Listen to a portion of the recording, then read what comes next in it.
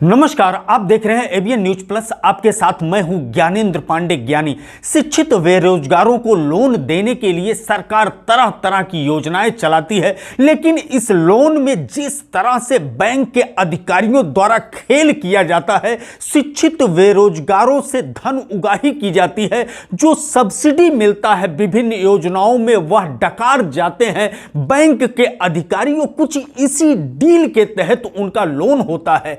अगर वादा खिलाफी किया कोई शिक्षित बेरोजगार लोन लेते समय, तो लोन तो मिल जाएगा लेकिन उसका जिंदगी नरक हो जाएगा। इस तरह का खेल उसके साथ होगा कि वह कर्ज के नीचे दबता चला जाएगा, और अगर उसका व्यवसाय चल रहा है तो वह व्यवसाय धरातल रसातल पर पहुंच जाएगा और वह लाखों के कर्ज के अंदर डूब जाएगा। इस तरह का मामला अंबेडकर नगर में आया है कि बैंक मैनेजर द्वारा खेल किया गया और इस खेल का मामला न्यायालय पर पहुंचा। उस मैनेजर के खिलाफ मुकदमा भी लिखा गया, लेकिन मैनेजर का ऐसा प्रभाव है कि उसके खिलाफ कार्रवाई नहीं हो रही है। दूसरी तरफ जो बेरोजगार है, उद्यमी है, वह प्रशासन के सामने फरियाद कर रहा है कि वह लगातार कर्ज के अंदर डूबता जा रहा है और वह मैनेजर जो उसके साथ खेल किया उसके खिलाफ कोई भी कार्रवाई नहीं हो रही है और वह मानसिक रूप से डिस्टर्ब होता जा रहा है। उद्यमी उसने यह फैसला लिया है कि अगर समय रहते उसको न्याय नहीं मिला, जिस तरह से बैंक अधिकारियों के खेल में उलझता जा रहा है, तो अपना जीवन लीला समाप्त कर देगा।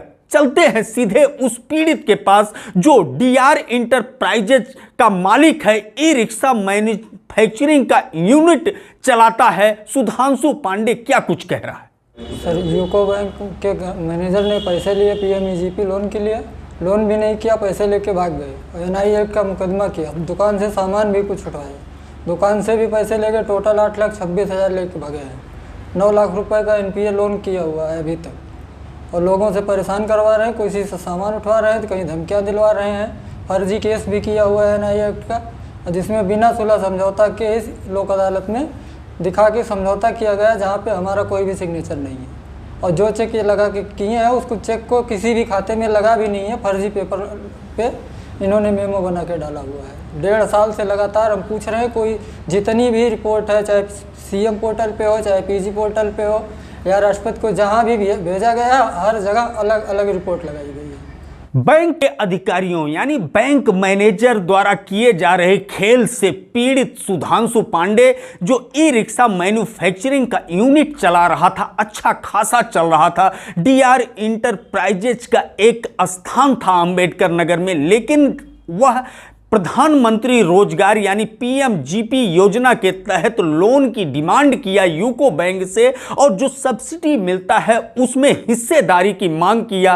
बैंक मैनेजर ने इस तरह का सुधांशु आरोप लगा रहे हैं बैंक मैनेजर पर, और जब बैंक मैनेजर को हिस्सा नहीं दिया तो इससे खींच करके बैंक मैनेजर ने इस तरह से खेल खेला कि ई रिक्शा मैन्युफैक्चरिंग का यूनिट बंद हो गया। बंद ही नहीं हो गया बल्कि कई लाख के कर्ज में डूब गया, और वह चारों तरफ न्याय की फरियाद करते करते सीधे न्यायालय पहुंचा और यूको बैंक के मैनेजर जयशंकर पांडे के खिलाफ मुकदमा भी दर्ज कराया। लेकिन खेल पर खेल जारी है उस बैंक मैनेजर द्वारा, और उसका प्रभाव इतना है कि न्यायालय को भी प्रभावित करने का, गुमराह करने का कोशिश किया कि लोक अदालत में फर्जी सुलह समझौता का इस तरह का दस्तावेज भी मिला है, प्रमाण भी मिला है, जिसको लेकर के सुधांशु पांडे जगह जगह फरियाद करते हुए नजर आ रहा है कि उसको न्याय मिलना चाहिए, क्योंकि कूट रचित ढंग से बैंक मैनेजर द्वारा जिस तरह से खेल किया जा रहा है, जिस तरह से अपने प्रभाव का इस्तेमाल करते हुए शिक्षित बेरोजगार जो उद्यमी है, वो जो उनके बैंक में पहुंचते हैं उनके साथ जिस तरह से खेल करता है, इसकी जांच होनी चाहिए। सुधांशु पांडे ने बैंक से लेकर के यहाँ के उच्च अधिकारियों से लेकर के न्यायालय और सब जगह पर फरियाद किया, लेकिन अभी तक कहीं भी उसको राहत मिलते हुए नजर नहीं आया। उसने यह खुलासा किया है कि कुछ इसी तरह के शिक्षित बेरोजगारों के लिए जो योजना चल रही है वह शिकार हो रहे हैं बैंक मैनेजर्स का, और जब तक सब्सिडी में हिस्सेदारी नहीं दी जाती तब तक कुछ इसी तरह का खेल होता, यह आरोप लगाते हुए यह उद्यमी नजर आया। एबीएन न्यूज प्लस के लिए ज्ञानेंद्र पांडे ज्ञानी, अंबेडकर नगर से।